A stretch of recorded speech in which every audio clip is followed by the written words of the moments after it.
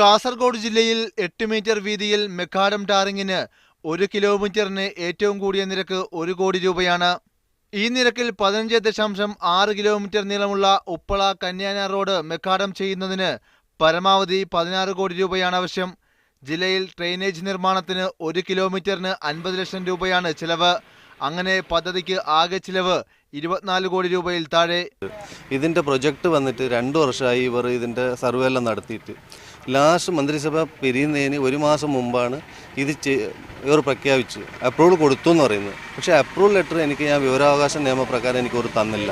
എനിക്ക് പഴയ എസ്റ്റിമേറ്റ് വെച്ചിട്ടാണ് ഈ കമ്പനി തന്നത്.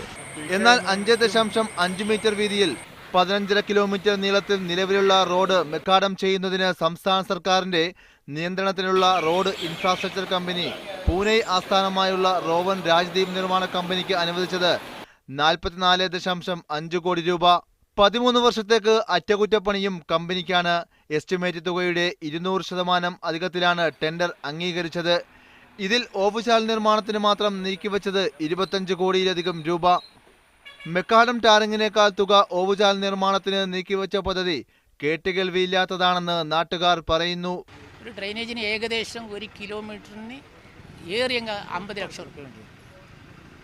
നല്ല 50 ലക്ഷം 1 കിലോമീറ്റർ. ഇത് 15 കിലോമീറ്റർ റോഡുള്ള ആ കണക്ക് കൂട്ടിയെങ്കിൽ ഒരു 7 കോടി റുപ്യ അതിന് വേണ്ടി വരും. അത്ര തന്നെ. അത് എബോവ് വേണ്ട. ഡ്രെയിനിൻ്റെ മെയിൻ്റനൻസ് ഇല്ല. ഡ്രെയിൻ എബോവ് ആക്കേണ്ട ആവശ്യമില്ല. കഴിഞ്ഞ UDF സർക്കാരിന്റെ അവസാന കാലത്താണ് പദ്ധതിയുടെ ടെൻഡർ അംഗീകരിച്ചത്. പദ്ധതിക്ക് ആവശ്യത്തിലധികം ഫണ്ട് അനുവദിച്ചത് പരിശോധിക്കണമെന്നാവശ്യപ്പെട്ട് നാട്ടുകാർ മന്ത്രി G. സുധാകരന് പരാതി നൽകിയിട്ടുണ്ട്. ഷഫീഖ് നസ്രുള്ള, മീഡിയ 1, കാസർഗോഡ്.